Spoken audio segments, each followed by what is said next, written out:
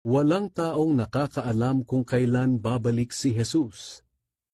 Tungkol sa araw o oras ng aking pagbabalik, walang nakakaalam nito. Kahit ang mga anghel sa langit o ako mismo na anak ng Diyos. Ang Ama lang ang nakakaalam nito.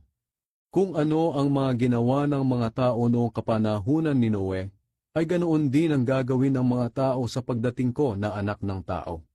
Nang mga araw na iyon, bago bumaha, ang mga tao ay nagsisikain, nagiinuman, at nagsisipag-asawa hanggang sa araw na pumasok si Noe sa barko. Wala silang kaalam-alam sa mangyayari hanggang sa dumating ang baha at nalunod silang lahat. Ganyan din ang mangyayari sa pagdating ko na anak ng tao. Sa araw na iyon, kung may dalawang lalaking nagtatrabaho sa bukid, maaaring kukunin ang isa at iiwan ang isa. At kung may dalawang babaeng nagtatrabaho sa gilingan, maaaring kukunin ang isa at iiwan ang isa.